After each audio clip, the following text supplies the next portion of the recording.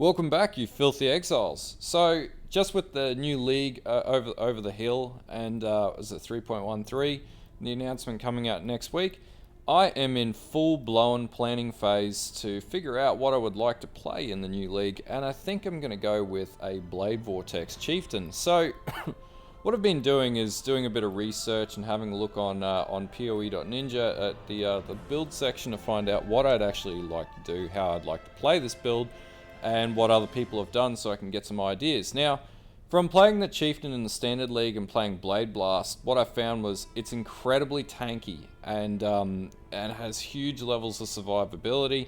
You can basically run through everything. Now, the tree that I've picked out is one of the level 100 players, and the damage is a bit higher than what I thought.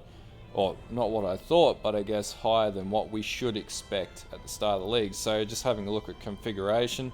So we'll remove Consecrated Ground. Now these all apply because of the passives with the Chieftain, so we can leave those on. Shape of Guardian DPS is the enemy on Consecrated Ground.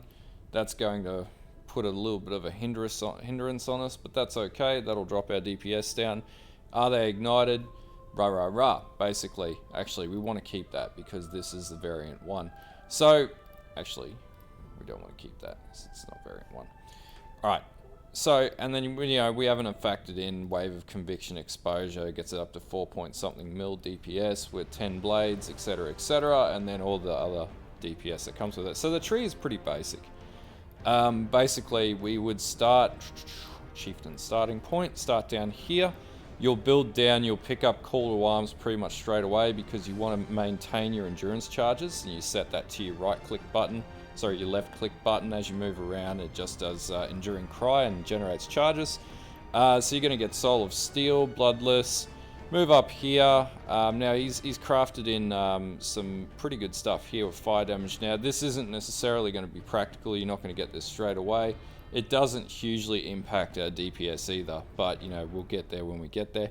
Now he comes up here. Now with this other Fugilant Essence jewel that he's got here, actually going to switch this out and convert this to a Divine Flesh build, and then take this Agnostic node, which will then be Divine Flesh, and that will mean that Chaos Resistance maxing will actually mitigate a lot of that. That will assist in mitigating a lot of the elemental damage that we would otherwise be taking on this build, which is where I see the problem with this build. Where it is quite tanky, it can be more tanky. And this would be one such way to do that. Basically get rid of the, reduce this by 50%. And the other thing that we could do is we could come down here and respec into Glancing Blows as well. Because we do, actually no we wouldn't because we don't use a shield. But that would be one such way to do that. Otherwise the way that it is fine either way. If we choose not to use a shield, we can go the other way. Alright, so then we would take these Shaper nodes. Now with Blade Vortex, you're going to want skill effect duration because you want the blades to stay up for longer. And then basically you'll come up here, take these quick recovery nodes. You want Elemental Overload because this isn't a crit based build. You want that extra elemental damage when you do crit. I think this has 14.28%. So of that 14.28%, when you crit, you want that 40% elemental damage buff. The only thing that's going to take a little bit to get is, actually this one's not going to be too hard to get, the Endbringer and Heraldry nodes. That's not too difficult. Wish for Death is quite good, and you'll find out why when we look at the endgame gearing as well. So Widespread Destruction, Prismatic Heart, Smoking Remains, pretty standard stuff, and then Evil Eye. So Blind, and Blind is going to increase damage on enemies a little further. And actually, what does that do? Evade chance, 50% evade chance, actually quite good for not getting hit yourself. So then basically you come down here, pick up Explosive Impact, some life nodes to get your Chaos Resist up, and then you're going to come down, and this big Divine Judgment node is pretty important as well. Now I've taken out the Watcher's Eye so far. Other things I've done, basically I'll put this POB up, is I've reduced the POB and dropped the damage to take into account items that you wouldn't be getting straight away. And even many of these items, you're going to be doing stopgap measures to get what you need to get before you get to endgame level builds. But you know, Asnat's Gentle Touch, even in current trade league for 3.12 is 10 Exalt. That's not cheap, and that's because of just the sheer number of curses, and it does an Explodey Chest effect. The other thing is that this build is taking in actually no Explodey Chest on this build because it uses Asnats. But you could sub this out, use a well-rolled Explodey Chest with good health, and then just use a decent set of gloves. So like a Warlord set of gloves with extra spell damage on, or even Culling Strike potentially. You're not going to get Circles of Anguish straight up. That's going to take a few days. The other thing that you're not going to get, and we'll just have a look at this, reduce, are these flasks down here too. So you're not going to get a Bottled Faith straight away. You're not going to get a Cinder Swallow straight away. You can get a Wise Oak pretty quickly up, and you're probably going to be using an At-Series flask to get your Chaos Resist up and convert your damage into Chaos as well. So that's why I've reduced this tree down. This gets us to 3 million DPS, and then obviously there's things out of here that aren't going to apply straight away.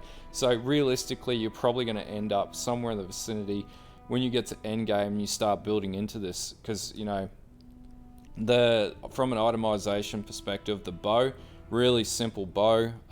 There's +2 level to socketed support gems. You could actually get that crafted onto the bow, even though you would need an item 85 plus bow to do it, item level 85 plus bow to do it, but it would be quite good.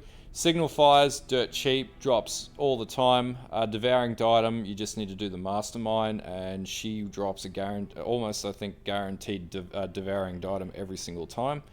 So that's not a problem to get that. Chaos Heart, usually pretty cheap. This one doesn't have a damage corrupt on it, and this is where this build sort of falls down a little bit, is if he had actually spent, what I found at the start of the league, it was about 2 or 3x, maybe 5x to get one with a damage corrupt, but you don't need it. Chaos Hearts are relatively cheap at the start of the league, or throughout the league, and then for some reason they go up, and they soon go all over the place, and I think they're sitting at about 20 Chaos in current trade league, so relatively easy to get.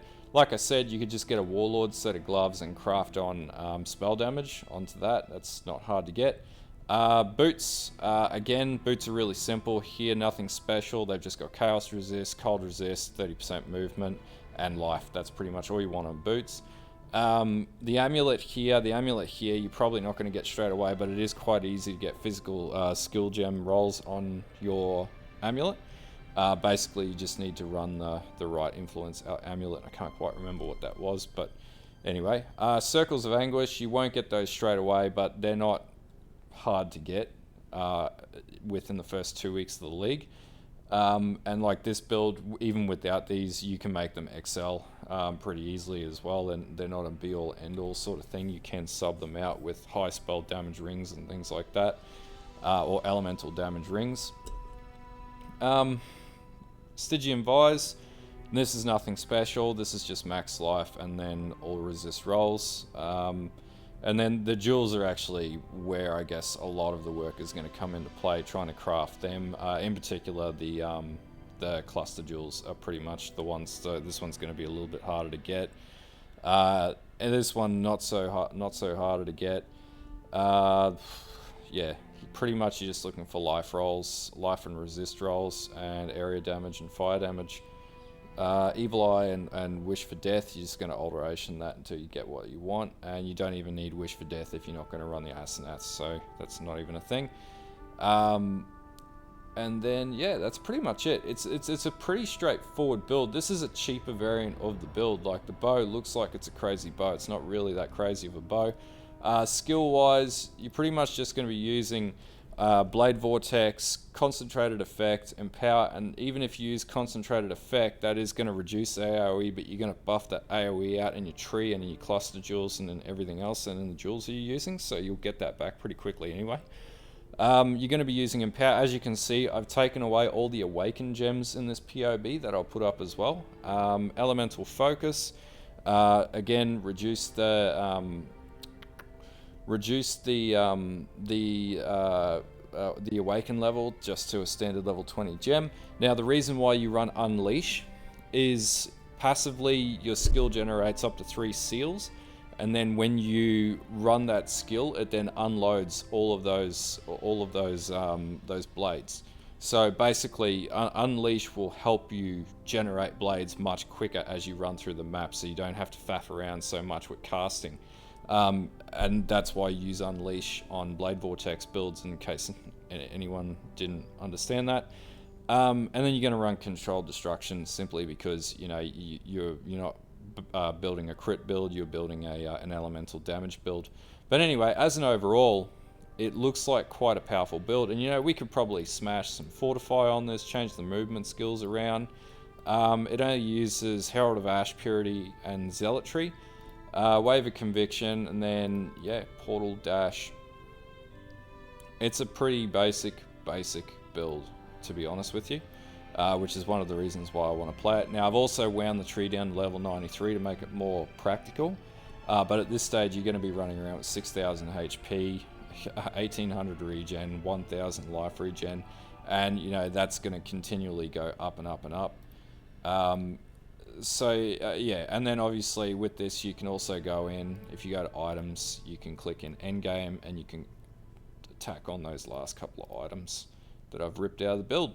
But anyway, nothing crazy in this build, to be honest with you. It can all be done pretty feasibly. The hardest stuff is going to be getting the cluster jewels, but if you were to remove them entirely, you still go down to 2.2 million DPS. You still make good DPS even without the cluster jewels, and that'll get you through much of the end game, and you'll be able to kill Awakener relatively okay with that, maybe not perfectly.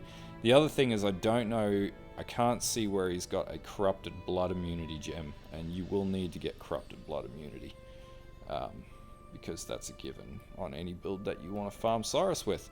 Anyway, I'll put this tree that I've wound down, and I'll save it as the wound down version of the tree, the reduced version that I went and rejigged a bit, and I'll also put in the description other options such as using Divine Flesh and then maxing out Chaos resistances and whatnot as well. But yeah, if this gives you an idea of what to play in 3.13, and by no means, I have no idea what the patch notes are going to be. It's very likely they're going to hit Blade Vortex, but as usual, they're not going to hit it hard enough to play it and make it impractical to play.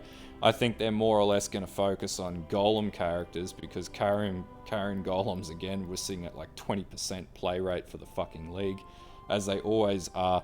Everyone plays Necromancers, and they're probably going to attack that a little bit again. But I think this build is relatively safe. League on League, it's, Blade Vortex Chieftains have been played League on League. It's just got a lot more love this league. But anyway, if this video gives you an idea of what to play in the 3.13 league, then like and sub, and until next time, bye.